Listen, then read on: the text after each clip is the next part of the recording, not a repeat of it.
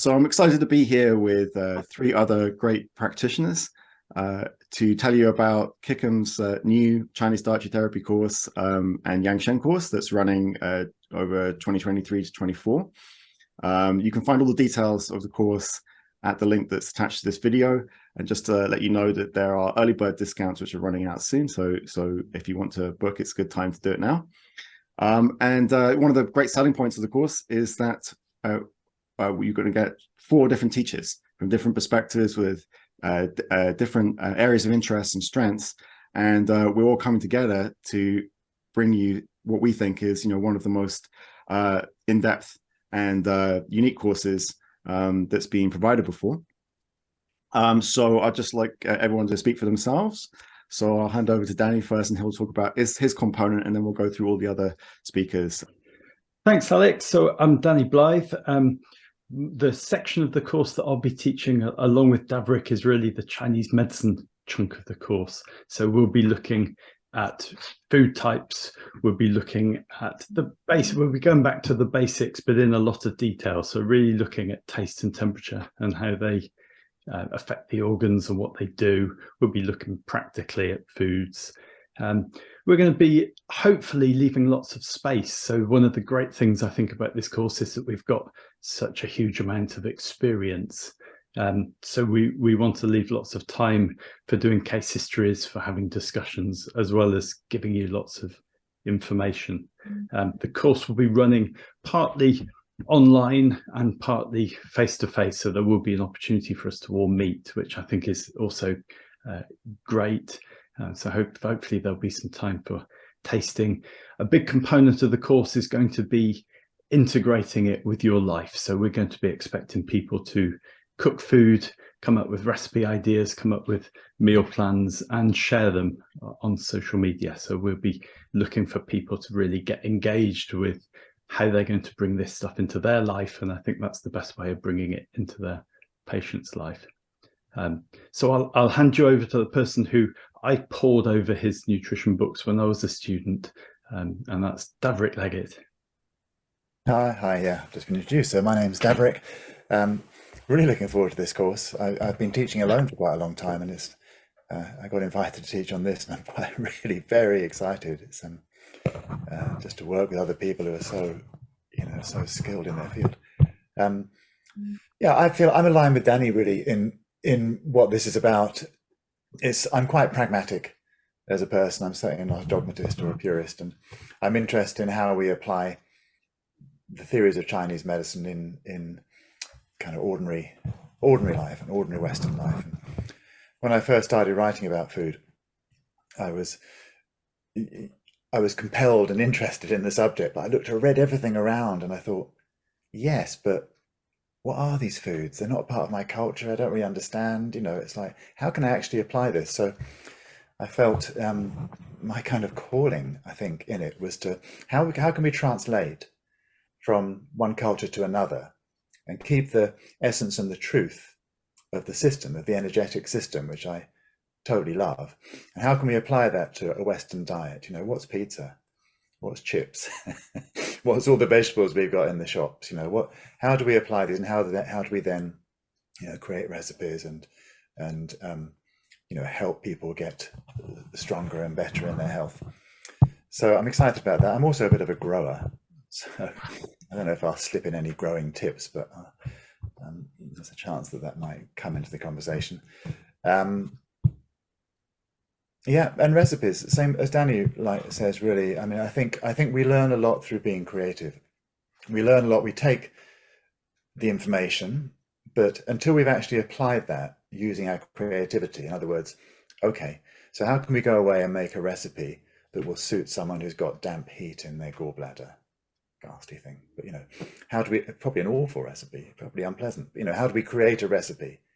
Or how do we create a recipe which nourishes somebody's kidney or their spleen and so on? So once we've then applied the theory, I think we've learned properly. So I'm really looking forward to all of that. I'm going to hand you over now. Just to introduce myself, I'm Alex Jacobs. I'm an acupuncturist, herbalist, do tonal massage, teach Qigong and Tai Chi, and Chinese dietary therapy. I've been teaching the public Yang Sheng for about 10 years. And my component of the course is partly inspired by the underlying herbal logic from the Shanghan Lun and partly from Yang Sheng content from the Neijing. There's an underlying structure to herbal medicine that's quite simple, that actually runs through the majority of schools and styles. It boils down to, if you can regulate temperature, heat and cold, and fluid balance, dryness and dampness, you'll be robust and healthy, and you can recover well from disease. But when this goes off, you can get all sorts of ailments and diseases. And from this logic, there are basically 4 important ways to regulate temperature and fluid balance, namely the quality of transformation, which we could refer to as absorption in modern language, being able to sweat normally, and have regular bowels and regular urination. So my component will in part focus on the Chinese dietary therapy strategies for those functions, because once you get them working, very often everything else comes into balance. But then if you look at Yang Sheng in the Neijing, particularly chapter 2, it outlines that the body is going into different states and trying to achieve different things in each of the seasons. And the Neijing summarizes these in single words: Sheng, growth; Jiang, maturity; Hua, transformation; Shou, gathering; and Cang, storage. And furthermore, whatever the body is trying to do maps to a different flavor in each season. So it actually goes deeper than this, because each of these single words refers to a stage of activity. So what happens to the body in summer is actually comparable to what happens to the body at midday, and also what happens to the body in the middle of more intense activity, like performing or exercising. So each of these states also have their own physiology and their pathology.